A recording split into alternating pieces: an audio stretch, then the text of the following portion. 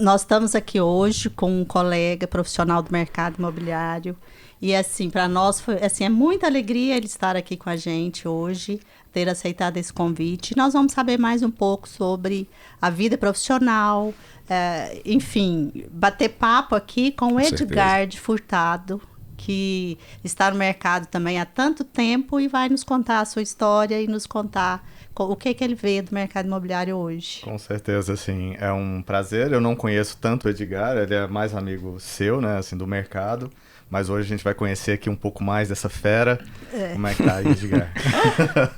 Antes de mais nada, eu quero agradecer a oportunidade. Eu fico lisonjeado com o convite, né, quando fui convidado para dar esse bate-papo, né, essa conversa informal entre amigos para falar do mercado imobiliário, porque Goiânia, o estado de Goiás, a nossa profissão, ela tem muitos expoentes, muitas pessoas de grande resultado, e eu poder falar um pouco da minha vida profissional, que assim como a de inúmeros corretores de imóveis, é de altos e baixos, muito esforço, é uma alegria e eu espero poder somar, colaborar de alguma forma e entregar uma mensagem que seja de motivação e de boas-vindas àqueles que porventura estão entrando, né? Espetacular, cara.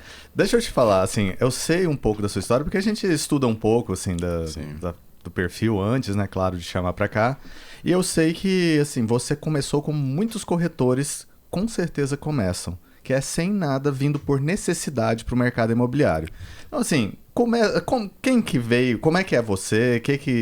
Da onde que veio a sua família? Como é que é? É uma pergunta que eu me faço às vezes. Quando eu me tornei corretor de imóveis efetivamente, inscrito nos quadros do conselho, ou quando eu decidi ser. Porque eu sou filho de corretor de imóveis, meu pai é corretor de imóveis desde 1986. E eu, desde pequeno, acompanhando o escritório, aquelas coisas, rotinas, atendendo, vendo, admirado de ver aquela comunicação que ele tinha com as pessoas, de vender um lotinho aqui, de repente ter uma casa, muitas pessoas o conheciam, e além do retorno financeiro, né? Uhum. Isso mexeu muito comigo e aquela mosquinha ali, aquela sementinha foi plantada. Logo aos 14, aos 15 anos de idade, eu passei a trabalhar como office boy de uma imobiliária, trabalhei no departamento de aluguel, captação, essa coisa toda.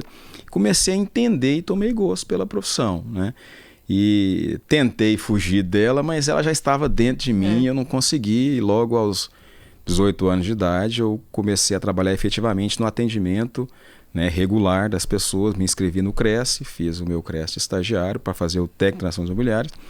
Só que tive a oportunidade de fazer o curso de ciência imobiliária logo na primeira turma, que eu acredito que foi o grande transformador, né, da minha profissão, que foi a qualificação profissional, a oportunidade de estudar, entender o que de fato é um corretor de imóveis. E aí tive contato com pessoas com a qualificação melhor, tive contato com a Isa lá, né, a conheci, e inúmeros outros colegas que são expoentes do mercado e me deram a oportunidade de trabalhar. E por aí a gente está junto aí, produzindo, estabelecendo parcerias e vivendo a corretagem. E a gente sabe que além, né, dos ciências imobiliárias, você também fez direito, né? Então, e a razão de você ter feito direito, a gente quer que você conta para todos nós. Qual que é, a necessidade de fazer direito, sendo que você já tinha uma profissão estabelecida como corretor de imóveis? Essa é uma pergunta que ela se funde com o meu propósito como corretor de imóveis. Eu sou um corretor de imóveis advogado. Eu não sou um advogado corretor de imóveis. Né? Então, o que acontece? Quando eu comecei a trabalhar, eu tive oportunidades muito cedo na minha vida. Né? Eu comecei a trabalhar, passei pela Alfa Center Imóveis, um abraço para o meu amigo Wildes Faustino, que é uma pessoa que representa muito, foi a primeira pessoa que me deu a oportunidade de lidar com um trabalho de excelência como corretor de imóveis, e eu faço questão de registrar e parabenizar, e votos de muita saúde e sucesso para ele. Tive contato com o Wildes, em seguida Alfa Center, fui para a Tropical Imóveis. Por que eu estou falando disso? Porque lá eu tive contato com essas empresas que me formaram. Entendi. Nessa formação com essas empresas, que me deram noções acerca das obrigações do corretor de imóveis, compromissos éticos com a profissão, com o cliente, não pura e simplesmente uma venda, que a gente tinha aquela visão de que a intermediação era uma venda, era uma coisa comum, e não é.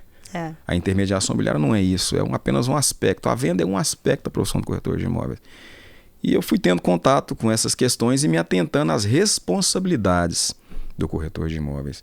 Além das responsabilidades objetivas de tomar conta de um patrimônio, as repercussões jurídicas dos atos do corretor de imóveis. E aí comecei a trabalhar, a observar isso e tive a grata surpresa de logo formado em ciência imobiliária, fiz uma pós-graduação em Direito Imobiliário, também a primeira turma de Direito Imobiliário, que o CREST Goiás patrocinou e incentivou que fosse feita. Então, apesar de jovem, né, eu estou pioneiro aí nessas duas graduações, nesses dois momentos de formação que o Conselho permitiu. E no ano de 2007 eu fiz a pós-graduação e ali naquele momento me deu um clique. Falei, olha, tem que andar um pouquinho. Se eu não cuidar do cliente, a minha vida não vai funcionar. Eu vou ser um corretor de imóveis limitado. Por mais que eu tenha retorno financeiro, outras coisas, a vida limita. E aí foram acontecendo uma coisa atrás da outra, mas eu acho que é a semente que foi plantada da necessidade de não fazer errado. Não fazer errado. De não causar o prejuízo, porque me tornei membro do Cresce, como essa coisa toda.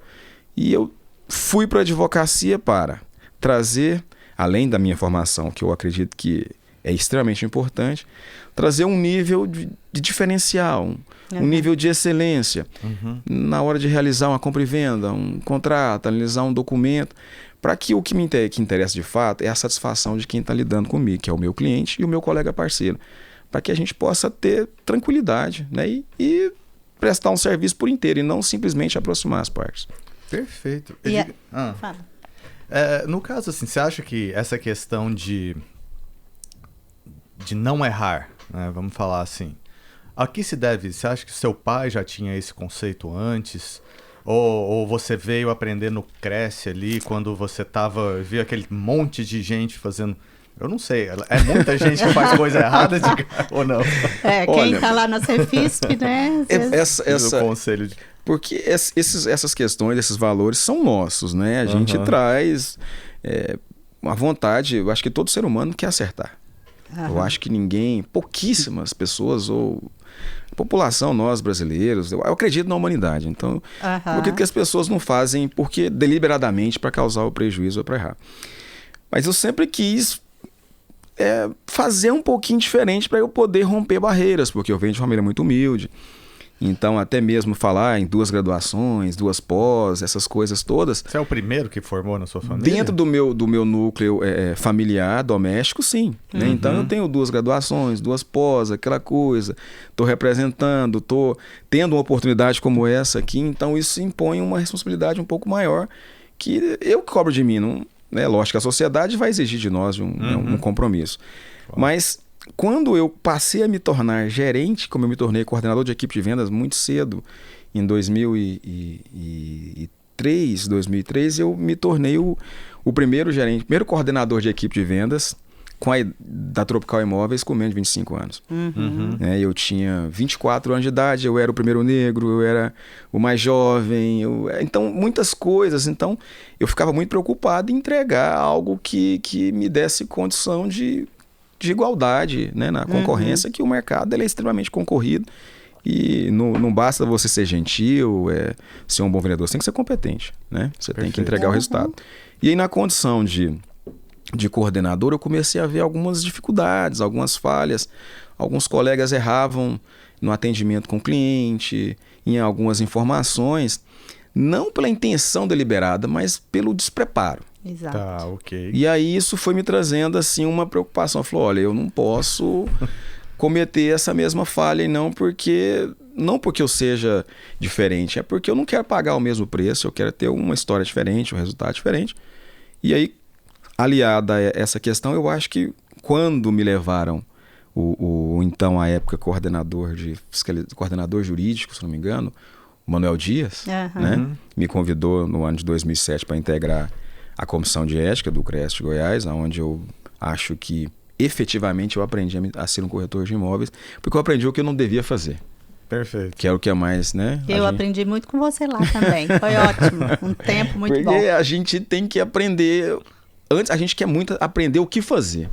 Né? E eu acho que primeiro o que não se deve fazer. Porque aí você aprende a não causar o prejuízo, fazer o básico, e a vida vai te encaminhando, né? O trabalho. Dizem que talvez assim, o inteligente é aquele que aprende com o erro dos outros. Exato.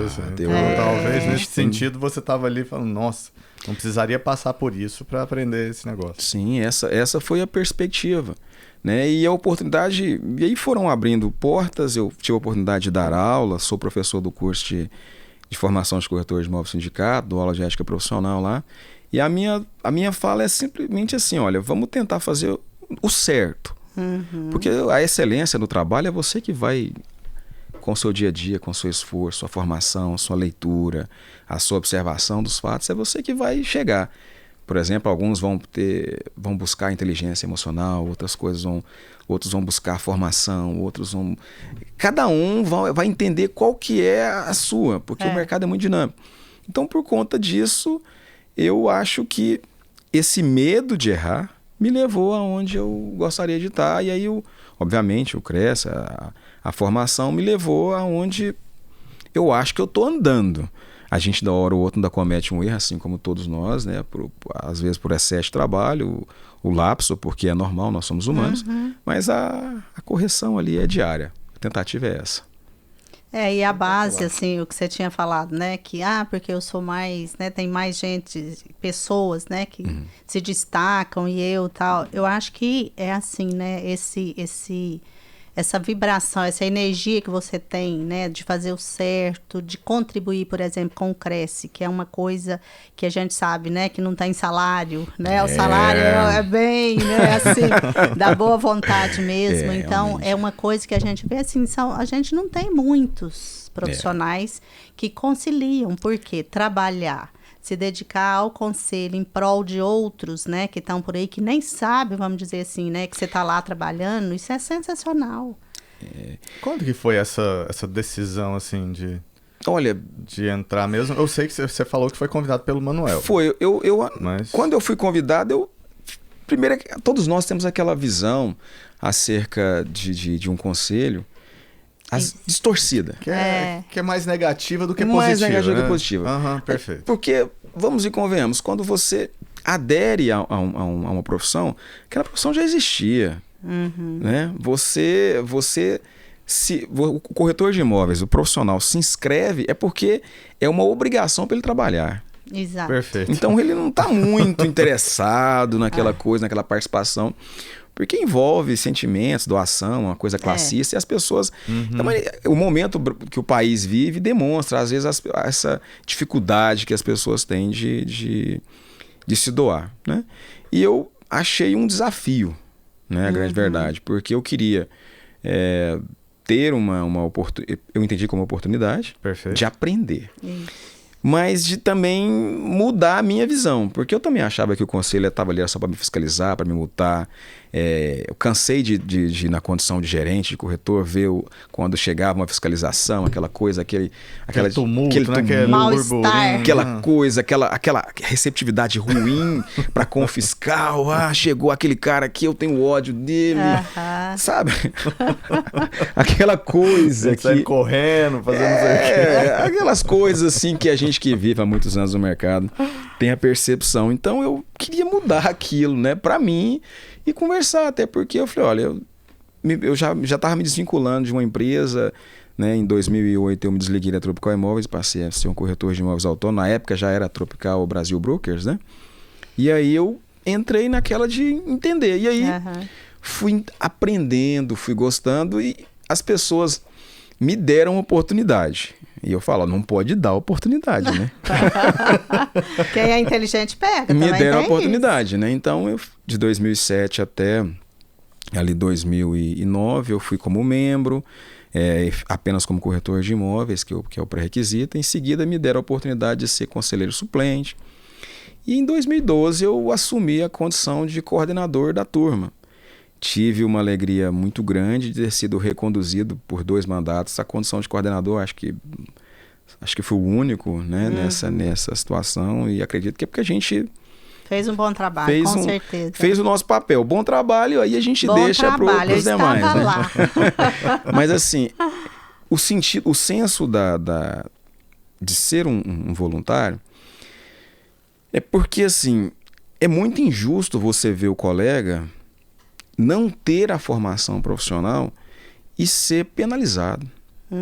É muito injusto, porque a formação ela deveria ser do corretor de imóveis, o curso de técnico de transações imobiliárias, ele deveria ter uma amplitude maior. Ele tinha que ter uma abordagem maior, mais prática, mais próxima da realidade.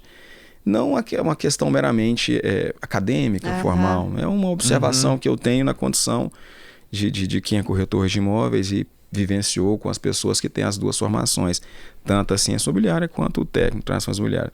Então eu acho que foi numa vontade de colaborar, porque é dolorido você, por exemplo, na condição de corretor de imóveis, assumir uma gerência de uma equipe, por exemplo, e se deparar com um colega que tem dificuldade em apresentar para um cliente o que é de fato uma transação imobiliária, os requisitos de uma documentação, o que é uma certidão de matrícula, o que é uma escritura, o que é um contrato, o que é uma procuração, como é que fala? As particularidades. E é muito difícil, dói, porque ele faz isso, o prejudica, só que ele prejudica de certa forma aquele que faz o correto. Então, no sentido de preservação, de autopreservação e de colaboração com a categoria, eu entendo que eu digo nós na condição de conselheiro da casa e como corretor de imóveis inscrito, não numa condição de superioridade. Que nós temos que doar expandir esse conhecimento, porque quanto mais... Marcos, eu penso assim, quanto mais o corretor de imóveis estiver qualificado, melhor para você, cara. Perfeito. Perfeito. Melhor para você. Porque... Você acredita que a qualificação está muito ruim? Nós tivemos um salto... assim... Quase quântico. Quase quântico. De quanto tempo para cá? Olha, para você ter uma ideia, a minha inscrição ela é, vamos aqui entregar, né? Era para ser 8.000 alguma coisinha, e por conta da formação lá da graduação, o meu CRES é 10.006. Se você parar para analisar que de 1962 até o ano de 2003... você tinha 10.000 inscrições. Nós estamos agora, se você comparar, de 2003 para 2022, nós estamos 31.000. Entendi. Então, houve uma explosão. Essa explosão se dá... Isso só no Cresce Goiânia, quinta região. Só no Cresce Goiás, né? Nós estamos falando aí de 21.000 inscrições. Esses dados ele tem que ser analisados, que pode ser... necessariamente ele é fruto do trabalho da autarquia, de regulamentação da profissão, de fiscalização, do mercado imobiliário que apresenta números assim maravilhosos, né? E da vinda de profissionais de outras áreas. Hoje é muito normal você ter advogados, engenheiros, administradores, economistas nessa profissão. Perfeito. É porque eu falo, às vezes, os colegas não concordam, acham que eu estou exagerando. Mas não existe uma profissão mais rentável que a nossa. É verdade. Nós somos sócios do Estado. Basta tomar posse. É uma boa forma de pensar. Nós somos sócios. Vou comprar uma cerveja, depois saio daqui. Nós somos sócios. Comemorar isso. Comemorar. Não, agora é sério, pensa comigo. O profissional os ganhos médios, vamos imaginar Goiânia, que é uma capital que a gente falava no metro quadrado de 3, 4 mil reais, a gente achava que era coisa de outro mundo. É normal 8, 9, 10 hoje. Exatamente. Perfeito. É normal. Né? Você falava em Brasília com um metro quadrado de 5 mil, 7 mil reais. Que loucura, era distante de nós. Hoje você vende um apartamento aqui no Bueno de 7, 8 anos a 8 mil reais o metro quadrado. E é rápido a venda, né? Por questões econômicas, pandemia, outras coisas. Então isso trouxe o olhar de outras profissões para nós. Perfeito. Porque você tem um rendimento médio, a comissão média é de 5 a 6%. De tudo que é vendido. E olha que nós representamos menos de 25% das transações. A maioria delas é feita por particulares ainda. Então nós temos um universo assim esplendoroso à nossa frente. Você falou um negócio interessante, assim, porque 25% transações imobiliárias por corretores. Isso. Então, o que você vê que é necessário para dar esse salto para pessoas mais confiarem esses outros 75% nele? O seu trabalho. Meu trabalho de podcaster? O seu trabalho. O meu trabalho. É sério. É porque... Vejamos. Vamos lá. Por que eu tenho que contratar um corretor de imóveis? Se o patrimônio é meu, o Código Civil e a Constituição me dá o direito de usar, gozar e dispor daquilo que é meu da maneira que eu quiser. Se não existe nenhuma legislação que determina que esse profissional participe. E ele é meu sócio com 5 a 6% do meu rendimento. Uma coisa é eu falar 5 a 6% de um imóvel de 100 mil reais. Isso. Perfeito. Nós estamos numa capital punjante, nós temos transações de milhões. Isso. Então, o número não deve ser desconsiderado. A parte, o vendedor vai observar isso com muita... São números. Perfeito. Né? Então, o corretor tem que se fazer necessário. A minha fala é, tem que se fazer necessário. Então, qual que é a dica que você dá para o corretor que está iniciando agora? Como que ele pode se fazer necessário? A primeira coisa, a meu ver, corretor de imóveis, se qualifique, participe de uma rede de conexão entre corretores de imóveis, observe quem está fazendo certo. Observe quem está fazendo certo, se qualifique, porque os ganhos eles são proporcionais à sua qualificação. Se você não investir na sua qualificação, não entender como é que o cliente chega até você, e quando ele chegar até você, você não entender como você vai fazer a gestão desse atendimento, aí de nada adianta. Perfeito. A meu ver, é a qualificação do atendimento. O básico você tem que ter, conhecer o produto, aquela coisa, mas você tem que fazer algo mais. Você tem que se qualificar para atender, ser responsável com o atendimento com o cliente e dar a qualidade. O cliente tem que se sentir seguro. O corretor de imóveis tem que fazer necessário para o seguinte, a meu ver, o cliente tem que sentir necessidade, insegurança. Porque existem no nosso mercado a intermediação de locação, a intermediação de loteamento aberto, condomínios horizontais, e a das incorporações, os verticais, e o mercado de revenda. O mercado de lançamentos, de loteamentos, ele é muito pequeno. Por mais que a gente ache que ele seja gigantesco. O barulho dele é muito maior. O barulho é muito maior. O barulho dele porque é as gigante. Incorporadoras, as empresas, mulheres estão fazendo aquele movimento. Então tá todo mundo vendo gigante. aquele barulho. Você, por exemplo, o lançamento que teve esse final de semana, o universo de corretores e empresas divulgando um único empreendimento. Perfeito. O resultado todos viram. O empreendimento se vendeu em uma tarde. Mas aquilo é fruto de um trabalho de meses de corretores de imóveis, da equipe de marketing. Né? Então, só que o barulho é maior. Só que, na verdade, existem muito mais imóveis usados do que imóveis a serem construídos. E todos esses imóveis novos serão comercializados de alguma forma. Serão vendidos em algum momento. Então, é nessa hora que eu acho que o corretor de imóvel tem que entender que, no processo de comprar um imóvel novo, o comprador ele precisa do corretor, mas após, a hora que o patrimônio é dele, é que é onde o corretor de imóveis se faz necessário. Não que no lançamento, loteamento, não. Todos eles são necessários, mas eu acho que é a hora que ele fideliza para novos negócios.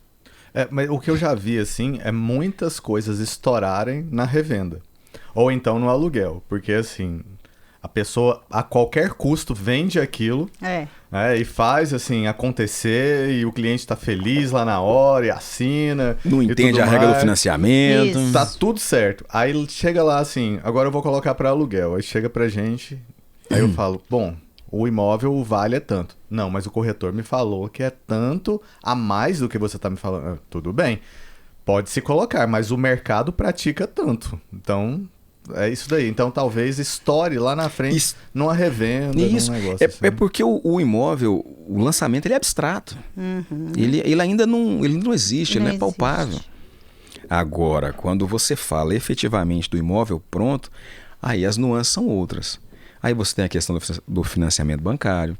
Você tem a questão de, olha, o sol realmente é aqui? Tá? Acho que Deus me livre, assim, isso ainda existe, ligar. Porque antigamente falavam assim, que só 2 seres no mundo conseguiriam mudar a posição do sol. Um era Deus, o outro era corretor de imóveis.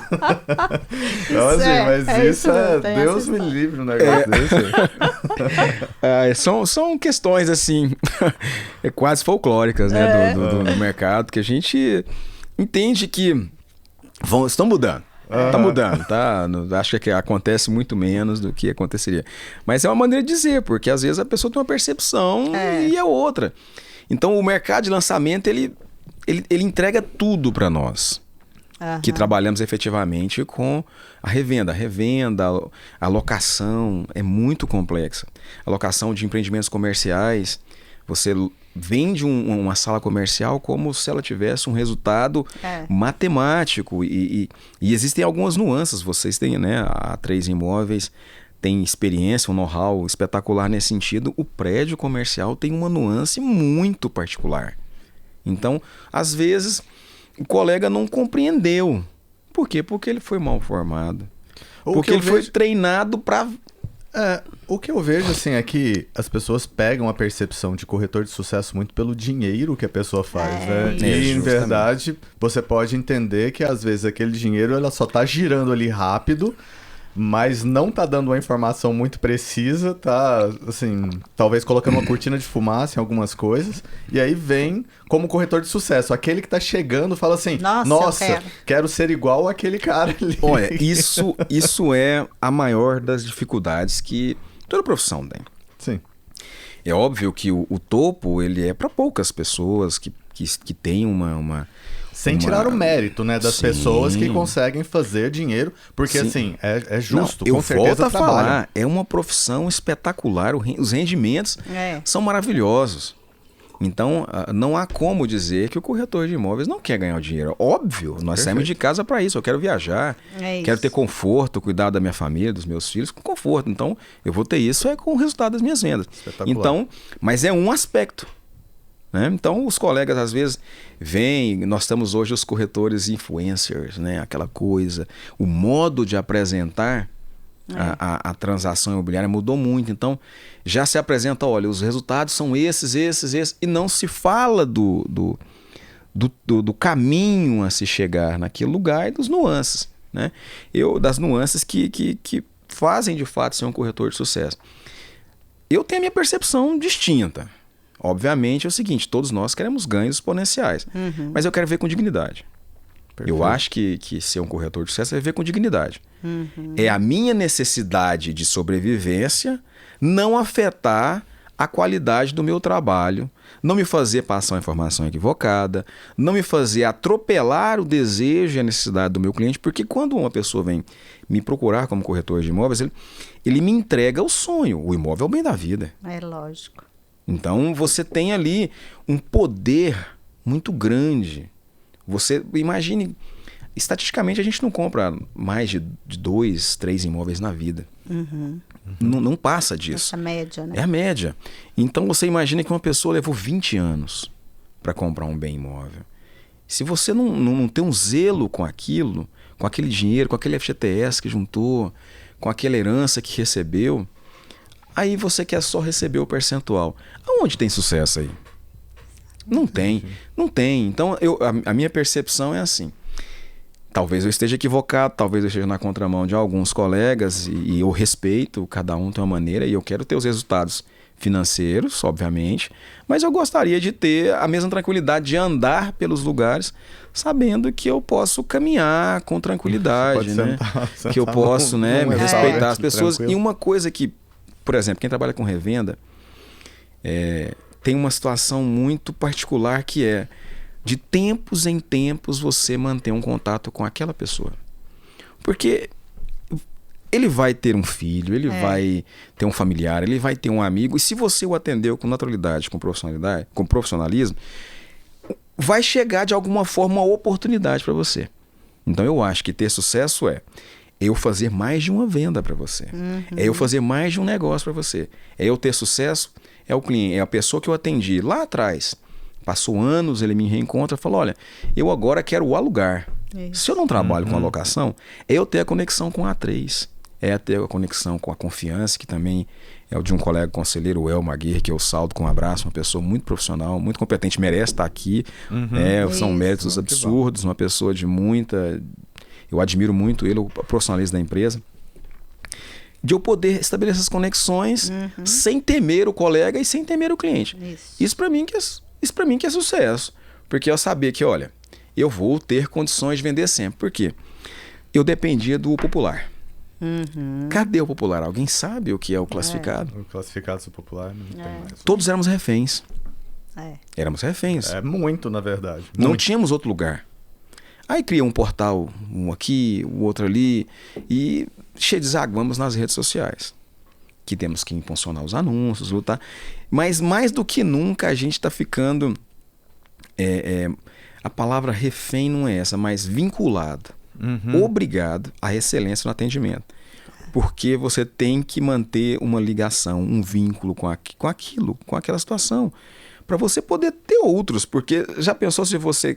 É impossível você estar em todas as redes. É impossível você ter excelência em tudo que você faz. Então você depende do seu histórico. Essa é a minha percepção. Depende do seu histórico, você ir conectando. Nós, corretores de imóveis, aonde eu falo que foi importante me tornar advogado. Porque eu estou na linha do tempo. O nascimento ali, né? Eu estou na linha do tempo da família. Olha, comprei o primeiro imóvel, teve o primeiro filho, mudou. Não serve mais um 2 quartos, agora é 3. Aí vamos vender aquele e comprar um 3. Vamos para um apartamento de 3 quartos. Olha, agora eu preciso de um sítio, um recanto, uma coisinha para eu descansar. Nós aqui de Goiás, Goiás, quer ir lá para Beira do Araguaia, um sítio de lazer e tal. Então, a gente vai na linha do tempo das famílias. Né? E como advogada, invariavelmente, no inventário, num divórcio, uma coisa ou outra, mas toda ligada à questão patrimonial da compra e venda. Eu quero estar na linha do tempo. Porque eu acredito que aonde eu consigo entregar os resultados são bons para mim, e eu acho que o corretor de imóveis que quer viver de corretor da intermediação e não estar. Porque hoje a rede social propicia o estar. Talvez esse seja a grande sacada, né? Porque quem busca perenidade, ela com certeza essa pessoa ela vai fazer as coisas de um modo mais ético. Sim. Quem não está assim perene naquilo, quem ainda está assim meio indeciso, esse é o que precisa da velocidade a qualquer custo. Exato. E infelizmente, aí eu volto na fala que eu tive com relação ao voluntário. Eu não recebo nada para estar no Conselho Regional do Corretor de Imóveis, nas reuniões, e aquela coisa, 1 dia, 2 dias, processos, analisar as questões éticas. Mas por que é importante aquilo? É para eu ter a oportunidade de observar como não fazer a apreciação daquela questão de maneira profissional, ética e transparente, mas poder apresentar para aquele colega o código de ética profissional. É uma coisa assim... Deveria ser divulgado. O nosso caminho está inverso, mas a gente tem que entender que nós somos uma profissão muito jovem. Nós somos regulamentados em 1962. Muito jovem. É verdade. Então, e a maneira com que ela foi regulamentada, requisitos mínimos. Não havia nem a necessidade de ser alfabetizado. Era requisitos de alguém dizer que você tinha boa conduta, que você era capaz, que você tinha a saúde em dia. Então, eram coisas assim... Básicas que não tinha demais, nenhum requisito. E em 1978, né, inclusive eu falo muito disso nas minhas aulas e nas palestras, que é para a gente entender de onde a gente saiu e aonde a gente está. 62 nada, 1978, olha, tem um decreto, Lei 6.530, de 12 de maio, de 78, que ela, olha, agora tem que ter o curso técnico, e para ter o curso técnico tem que ter o ensino médio. Já foi um avanço considerável. Só que ainda ficou uma lacuna, porque é um curso técnico que pode ser feito à distância. Porque não tem como você estabelecer um curso para o país inteiro da noite para o dia. Perfeito. Então tem que ser distância, polos, aquela coisa toda. Somente em 92, ou seja, 14 anos depois, é que nós tivemos regulamentado nossa resolução do Código de Ética. Então, para você entender, são 30 anos da profissão andando para a gente ter um código de ética regulamentado. Então, é natural que as pessoas não tenham muito conhecimento dele, porque na formação passa-se de maneira superficial sobre ele. Então, aí a gente na condição agora, que é essa conexão da sociedade, essas questões nossas, que nos impõem a ser a fiscalização do politicamente correto, até a responsabilidade social mesmo, nos impõe então uma postura mais responsável. Então os códigos de ética de todas as profissões estão recebendo uma luz maior. Então aí é a hora que nós temos que eu, você e todos aqueles que são inscritos observar o código de ética, andar dentro dele, praticar aquelas condutas que estão ali, que se nós fizermos aquilo, olha, eu volto a dizer, corretor de imóveis, olha assim, se você quer fazer um curso de verdade, faça mentorias, faça inteligência emocional, faça tudo, se qualifique. Resolução 326/92, artigo 3º, 4º e 6º. Se você ler aquilo ali e fazer o que está ali... O que está ali? Vamos lá. Vamos lá. Vamos lá, porque você tem que lembrar. Vou te relembrar. Tá ali. O Código de Ética, ele diz com muita clareza 3 pontos, né? Além de todas aquelas questões, mas eu me pauto em 3. O artigo 3º que diz: cumpra o corretor de imóvel em relação aos clientes. A classe, vamos lá, a quarto, olha, deu um branco. O 3º é em relação aos clientes, o 4º em relação aos colegas e o 6º, o que é vedado. Então vamos lá. O Código de Ética diz como você deve portar com relação ao cliente, como você deve se portar com relação aos colegas e o que é proibido. Tá, então deixa eu colocar um tempero. Vamos lá. É o seguinte, e assim, ó, e por exemplo, tá vindo uma coisa muito forte com relação à internet, com relação a portais, com relação a coisas nesse sentido, que assim, que corretores de imóveis não estão se sentindo respeitados e tudo mais. Aonde que está a ética dentro da área tecnológica que está acontecendo de uma forma tão assim e está sendo abraçada pelo mercado? Ou seja, o mercado quer aquilo. Né? Porque senão o mercado, ele mesmo auto-excluiria aquela questão. Como o mercado está trazendo isso, fala assim, nossa, eu gosto desse sentido, o código de ética está meio... Vamos lá. Aí essa é uma discussão quase filosófica. Né? Mas assim, é utópica, talvez é que vale a pena. Ela é utópica, porque é o seguinte, o mercado, as transações... O capitalismo, ele é voraz, ele é agressivo. Sim. Né? A sociedade, ela quer os resultados a qualquer custo. É muito complexo dizer isso porque nós somos imediatistas. Claro. Né? A gente quer o resultado. A gente quer comer, sei lá, a fruta que não é da estação fora, assim, hoje, agora. Porque eu quero. Isso, então tem que trazer de um outro lugar, tem que forçar a terra a fazer outro negócio então, e tudo mais. Isso é uma questão... quase filosófica, então assim, porque não quase não, ela é filosófica, porque a sociedade ela tá muito imediatista.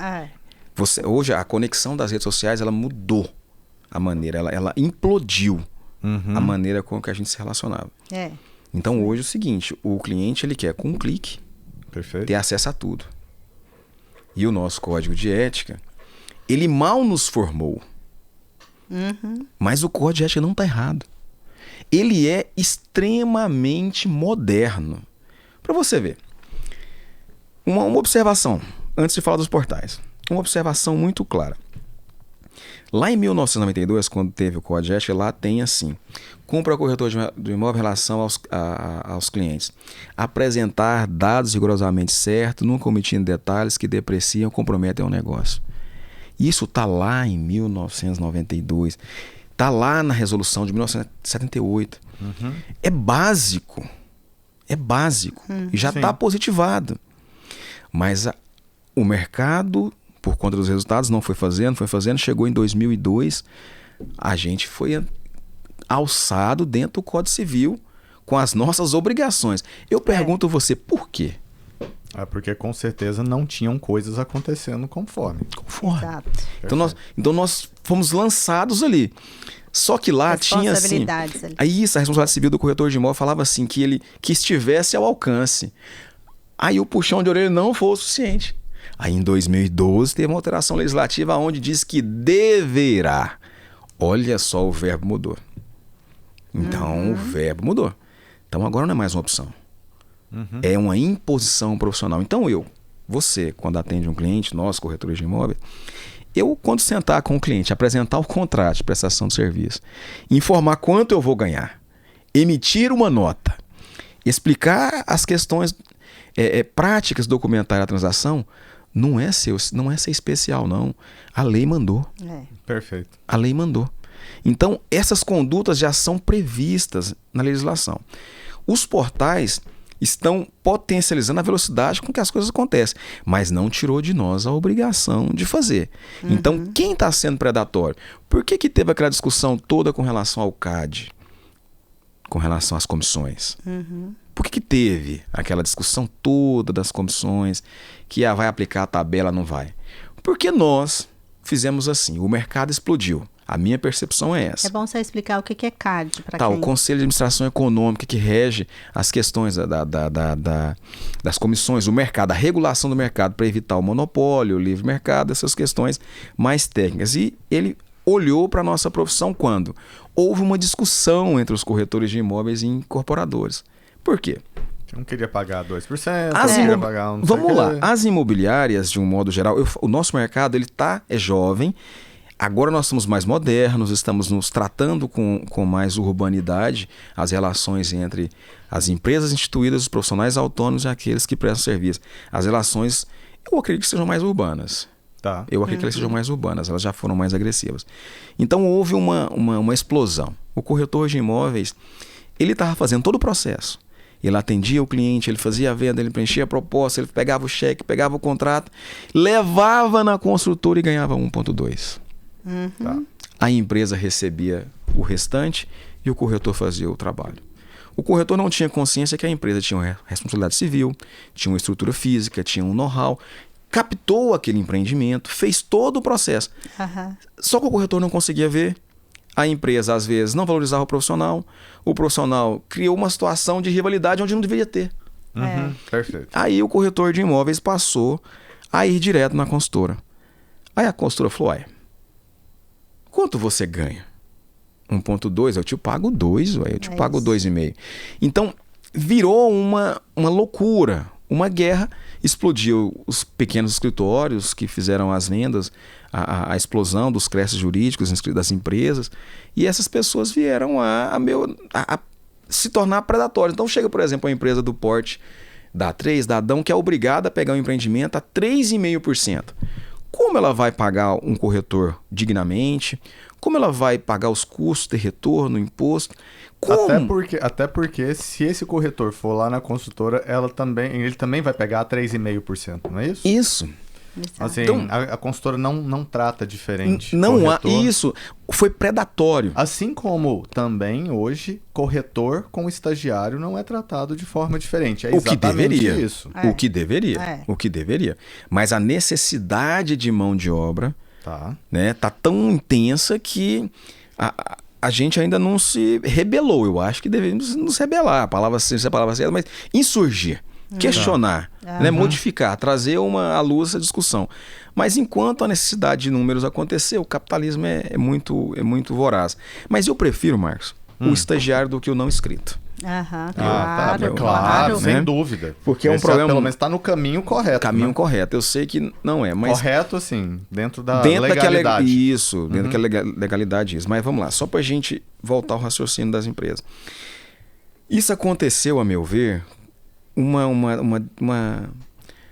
destruição dos valores que a gente tinha. Antes você sabia, por exemplo, que a Provenda, que a Riso, a empresa A, B, C, todas elas tinham as construtoras parceiras que organizavam um stand de venda, um lançamento, tudo muito bacana.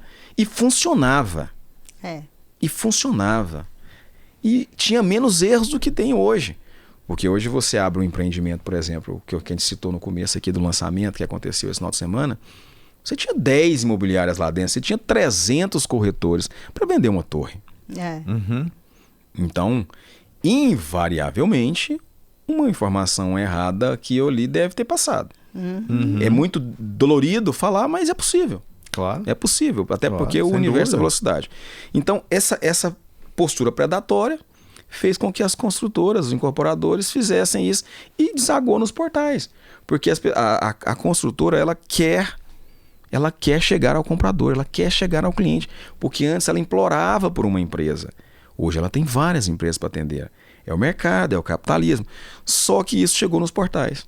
E os portais viram que, em certa medida, é mais fácil aproximar as partes, ganhar um percentual, se potencializar. Tanto que o próprio... nós somos hoje dominados pelo Viva Real, pelo Zap, né? O LX, que é um grupo único. né? E o Conselho Regional de Corretores de Imóveis, o COFES, vem brigando, criou agora um portal próprio, né? Fomenta que os corretores de imóveis se conectem entre si para poder brigar. Mas a resposta é muito difícil. Eu estou falando, estou sendo prolixo, mas é porque a resposta é difícil. Nós estamos passando pelo problema, Marcos. Eu entendo. É porque assim, não existe ainda uma solução. Não existe. A gente está tateando. Mas a meu ver, a minha percepção é que nós temos que ter um senso de grupo. Tá. Se nós conseguirmos ter um senso de grupo, de nos fortalecer a nossa rede, como acontece, por exemplo, nos Estados Unidos, que tem uma rede que é natural a transação acontecer com o corretor de imóveis. Com certeza. Tanto do comprador quanto do vendedor. Cada um tem o seu. Não se transaciona. Então a gente tem que buscar isso. Então, como eu acredito que isso vai acontecer? Estabelecendo parcerias. Estabelecendo parcerias. Para que os portais venham, para que as tecnologias venham, para que tudo chegue, mas nada nos atropele. Que nós possamos caminhar. O bonde chegar e a gente subir nele e ir embora, vamos lá, porque eu sou necessário. Perfeito.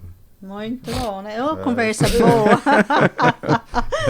A gente fica sem querer falar, não podia não acabar, né? Eu nem sei quanto tempo. Nossa, eu falo muito, né? Não, falei demais. Uns 40 minutos. Ai, que coisa boa. Dá pra gente falar assim, né? Agora também em relação a já mais pessoal. Sei que você tem filhos e esse tanto de trabalho que você, né, o seu tempo, como é que você concilia, como é que é um desafio, né? Então, vamos agora saber como é que falar da vida real, né? É complexo, né? Porque na verdade, Porque hoje você tem 2 profissões, né? 3, se você contar que você é conselheiro do CRES também, né? Eu brinco com meu filho. 4, se você falar que você toca na igreja. Né? Assim. Eu até brinco com meu filho assim, né? Eu até postei esse dia na rede social um story com ele dizendo assim: por que choras, pai do Cris, né? Porque o pai do Cris tem 2 empregos, eu acho que eu tenho 3.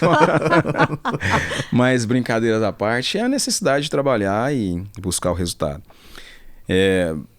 Tento, assim como todos nós, porque hoje o fato da nossa profissão estar mais tecnológica, ela em tese, ela nos dá mais possibilidades. Né? Mais possibilidades, né? Eu tenho o meu filho, eu tenho uma filha de 21 anos, né? Olha aí. E tenho um filho de 11 anos, né?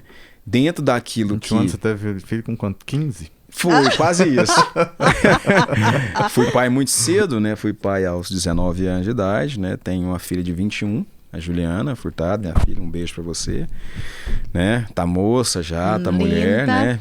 Caminhando a vida dela, lutando, né, com a história dela para construir os sonhos dela, porque os sonhos dos filhos são os sonhos dos filhos, né? Os pais, a gente sonha, luta, entrega, mas a vida é deles, né? A gente espera que a gente tenha conseguido passar valores que fiquem ali plantados para que eles possam construir a própria história. Tem identidade própria, né? Claro. Que é o mais importante. Tenho a Ju, que é minha filha, né? Meu primeiro amor, era pequenininha, hoje tá, né? Não é mais o bebê do papai, né?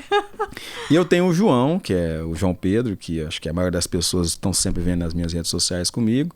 Até por uma questão assim, o lapso temporal, são 10 anos de um para o outro, é mais natural que o João esteja comigo mais tempo, porque pega na escola, leva para a escola, né? A Ju já está trabalhando, faculdade, as coisas dela, então aquela coisa, o tempo maior. Mas sempre que possa, a gente está aí buscando... Ela gosta, ela assim, tipo, fala alguma coisa de mercado imobiliário ou nada? Acho que ela está indo mais para psicologia, né? Ela é acadêmica do curso de psicologia na Universo, e ela já ventilou a possibilidade, né?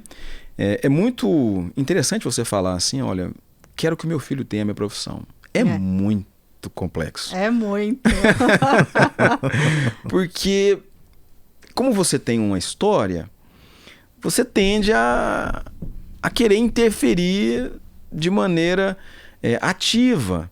E o mais que a gente que é pai, você pode plantar ali os valores e ir caminhando, orientando, porque o indivíduo tem que ter as suas próprias percepções, seus próprios anseios, seus próprios desejos.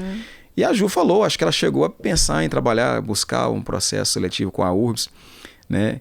Eu falei, olha, minha filha, o papai não teve opção. Com 16 anos eu estava trabalhando no escritório do meu pai, com 14, 15 anos eu era o faz tudo lá, né? E quando eu atingi a maioridade, eu fui trabalhar em outro lugar. Agora ela falou, olha, você já é de uma outra geração diferente, já tem tá com a formação superior aí finalizando, você pode ter outro caminho. Agora, se você quiser vier para o mercado imobiliário, o caminho ele é árduo, né? Talvez ela tenha um resultado mais rápido do que outros, talvez não, porque é o caminho dela. Mas, por enquanto, ela está fora do mercado imobiliário, mas se vier, seja bem-vinda, faça o papel dela direitinho e não se prenda à história do pai ou do amigo, construa o próprio caminho dela, que é o que importa. Perfeito. O João tem 11, eu espero que seja feliz, né? Feliz, saudável e eu possa caminhar com ele, né? Vivendo uma rotina diferente agora do contexto familiar, mas levando na escola, buscando, quando presentes aí nos esportes, divertindo. Gostaria mesmo que ele tocasse um instrumento, brincasse, mas não é a dele. Não é a dele, né? Porque eu brinco que eu sou assim, né? Eu sou corretor de imóveis, sou advogado. Eu acho que ser conselheiro não é bem é uma atividade paralela que a gente faz doação. Né? Mas assim... Mas demanda muito de você. Nossa, também. Com certeza. Muito. Mas assim, a gente falar em profissão, tá ligado à corretagem imobiliária. E eu acompanho construções porque eu fui obrigado, né? Como corretor de imóvel, a gente começa a lidar com os investimentos, você começa a ter uma noção de como é que funciona, acompanha aprovação de projetos, concepção de projetos. Legal. Então, por isso que a gente diga assim, olha, a intermediação, ela é um aspecto da profissão, né? E eu brinco mesmo que eu sou um músico frustrado, né? Porque eu queria mesmo era tocar violão, divertir. Mas enquanto isso não acontece, a gente fica aí corretando, advogando e vivendo na companhia dos filhos quando possível. Eu estou sempre junto da minha família. Tento ser o mais simples e discreto possível, porque hoje nesse mundo exposto é muito complexo, né? Existe uma necessidade de ser feliz o tempo inteiro, essa obrigação de performar. Você já imaginou será que o segundo lugar não tem glória? Exato. Será que a pessoa que competiu não tem glória? É um momento assim muito... Um momento reflexivo, né? Que a vida... Hoje, nosso momento... Olha, se a sua empresa não for top na divulgação, no marketing, no resultado, nas vendas, se você não for um líder diferenciadíssimo, a palavra adoecida é pesado, mas a gente está uma luta pela performance, pela alta performance. O chicote estralando o tempo inteiro. Então, exato. como a gente já é pressionado como corretor, pressionado como pai, como advogado, outras coisas mais. Aí eu falo, não, deixa eu ser um músico frustrado, porque ele fica só eu naquele cantinho divertindo ali, que é o que... Você é criança, você é feliz, né? É isso que eu ia falar, esse lado nosso que a gente tem, aquilo que dá o prazer real, aquele interno, né? Que a gente vê. Eu vejo você, às vezes, quando você toca lá na igreja, né? Olha que legal, aquilo que você faz tão intensamente, né? Isso que dá, eu acho que dá o combustível para energias, a nossa energia do fazer as outras coisas que são mais difíceis, né? Olha, eu acho que o trabalho voluntário, eu me arrisco a dizer, o trabalho voluntário, ele é melhor que o remunerado. Eu prefiro... Porque o remunerado é o seguinte, a minha percepção, talvez eu esteja falando uma grande bobagem, eu estou fazendo aquilo com um fim específico. Ter o meu resultado. Eu vou automatizando, eu vou mecanizando o processo, eu vou ajustando a máquina, porque eu sei que se eu fizer dessa forma, o resultado é a venda, é o contrato, o que é maravilhoso. Claro, é maravilhoso. Sem dúvida, a gente não está tirando mérito de nada. O que é maravilhoso, perfeito. Né? Porque todos nós temos que ter mais. E quando eu me disponho a fazer algo que eu não vou ter um resultado material. E que mesmo assim eu tenho que fazer bem feito. É pelo prazer de fazer mesmo. Que eu não vou ser reconhecido. É. Porque hoje a gente quer ser reconhecido por tudo. Eu não vou ser reconhecido. Eu vou lá, por exemplo, na condição de músico de igreja. Músico não, de quem toca, porque músico tem que respeitar, porque eu tô dentro de um estúdio, né? Aqui nós estamos diante de pessoas que entendem de música, de voz, outras coisas. Eu entendo só do estúdio, eu não entendo da música. Isso aí já é o outro. Né? É outro sócio. Então aqui, outro né, sócio. o sócio que entende de música, então falar música é complicado. Assim, quem colaboro na igreja, porque ali pouco importa o meu resultado financeiro, até porque não existe, o meu resultado prático. Ali é a questão do voluntário mesmo, da conexão com o divino, da conexão com o imaterial, porque é muito complicado você ser pressionado o tempo inteiro, resultado. Chega uma hora, tudo bem, você queria viajar. Já viajou. Você queria o bem material. Você já tem. Você alcançou. E agora? Isso. E agora? Qual que é o passo, né? Qual que é o passo? O que eu vou fazer? Qual que é o sentido? Né? Aí começa... Entra no looping da filosofia, aquela coisa filosófica, o que eu vou fazer da vida. Então, eu acho que se você ir indo fazendo um trabalho voluntário, que seja com crianças, com esporte, com igreja, com um conselho, vai te dando uma leveza para a vida. Olha, eu não sou só o dinheiro, eu não sou só o resultado. Espetacular. Me lembrou uma passagem que eu li há algum tempo atrás, sabe? Assim, eu não sei se eu li ou se alguém falou, enfim, eu não lembro. Mas falava assim, que hoje em dia possivelmente vai ser muito difícil de existir aquelas catedrais que existiam antigamente. E aí estavam falando o porquê disso. Porque dizem que quando estavam lá fazendo, né, essa história conta assim, quando estavam lá fazendo, um cara observou que um dos arquitetos, dos escultores, né, assim, estava fazendo um detalhe tão minucioso, mas num lugar assim que quase ninguém via. E aí ele ficou observando o cara ali naquele detalhe.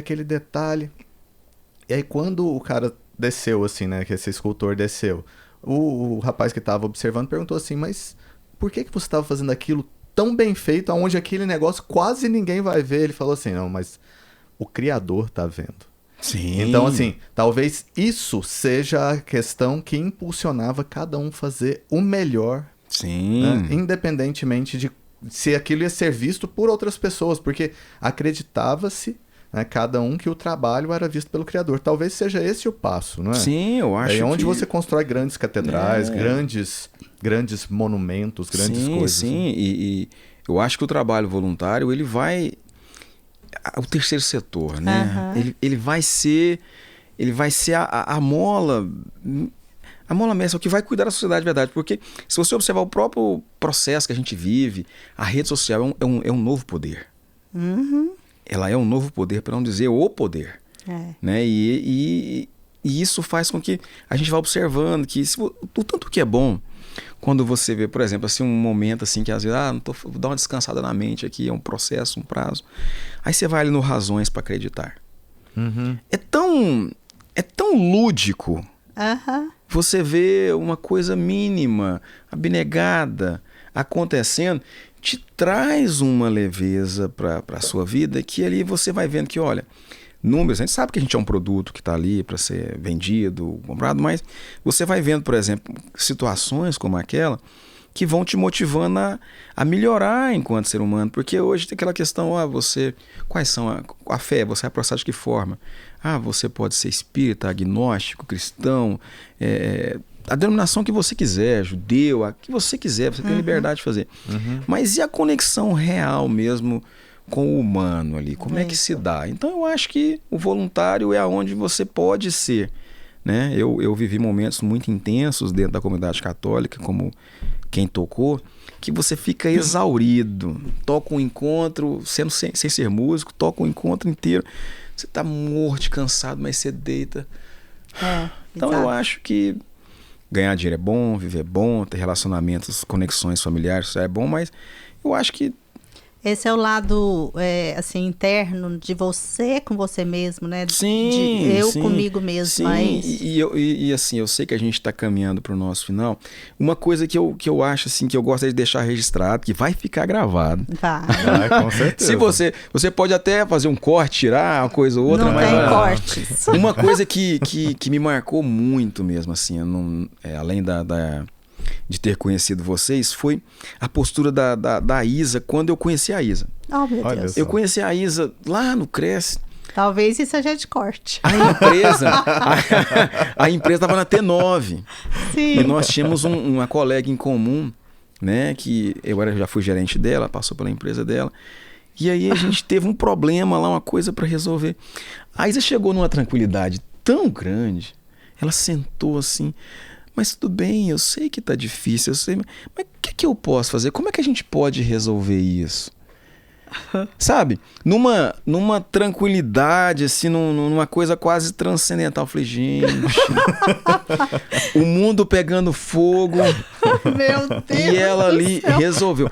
Aquilo marcou, acredita? Porque Legal. foi muito espirituoso. Legal. E não foi mecânico. Então, assim, às vezes a gente vai andando, assim, que o colega, que não, possamos pegar esses momentos, uma coisa ou outra que vai nos levar para a vida.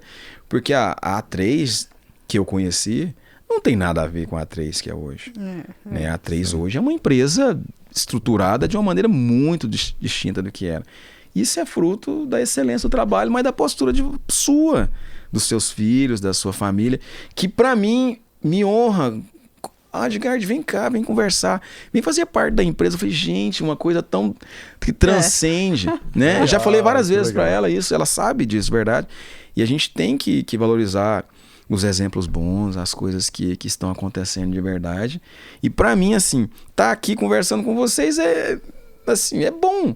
Mas eu aqui aprendo, porque novamente vocês demonstram a vocês que têm uma empresa sólida uma dignidade, uma humildade, uma generosidade muito grande, que eu acho que esse projeto merece e vai prosperar. Virão pessoas que trarão muitas coisas, falarão muito menos bobagem do que eu falei aqui, mas eu tenho certeza disso. Eu quero deixar registrado que aquele momento ali foi um clique.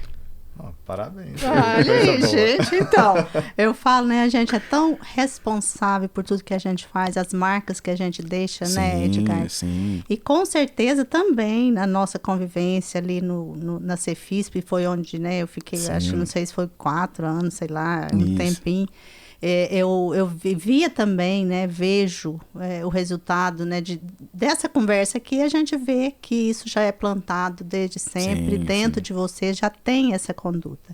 Então, para nós também, né, nós vamos ter que acabar mesmo, né, parar aqui nossa conversa, mas para nós também é, assim, sensacional, né, a gente ter tido essa oportunidade de você aceitar mesmo. Porque os recados que você está deixando também, né, nessa conversa aqui informal, vamos falar assim, são muito valiosos, são importantes. E para quem ouvir, né, se colocar nesse caminho, se quiser se colocar nesse caminho, siga, né, por essa trilha, porque a gente aprende muito. Com né, certeza. todos nós. Sim, parabéns por tudo, parabéns pelo profissional, parabéns pela dedicação. Parabéns pela família, parabéns por, assim, enfim, por estar aqui e por ter também, assim, com certeza conquistado a confiança, né, em algum desses momentos que você, no seu trabalho, com certeza isso foi visto. Tanto é que está aqui hoje com a gente, eu tenho certeza que foi por isso. Eu quero novamente agradecer, eu me sinto lisonjeado, né? Reitero que o mercado imobiliário de Goiânia tem tanta gente com condições de entregar coisas grandiosas e de maneira humilde eu estou aqui partilhando algumas coisas. Eu quero agradecer de verdade mesmo, Marcos, agradecer a você, a Isa, a estrutura do estúdio, né, ao podcast, tudo que está aqui, eu quero agradecer de verdade e dizer para o corretor de imóveis de maneira muito clara: seja muito bem-vindo. Essa profissão, ela é maravilhosa. Você é sócio isso, olha que do coisa. Estado, mas um brinde. Seja um sócio responsável. Institucionalmente, eu preciso dizer, participe das palestras, cursos e formação que o Conselho Regional de Corretora de Imóveis do Estado de Goiás dá gratuitamente. Não se preocupe, tem virtual. Faça todos eles, todos, é uma infinidade. Acesse a página do CRES, vai lá, seja bem-vindo e vamos deixar o povo trabalhar, que eu estou falando demais. Muito obrigado mais uma vez e contem comigo. Eu me coloco à disposição para, na condição de conselheiro, receber, levar a mensagem, ser canal de comunicação, porque além de ser um prazer, é a minha obrigação institucional. Muito obrigado. bem. Até mais. Muito tá? obrigado. Até qualquer hora aí, por aí. Um abraço.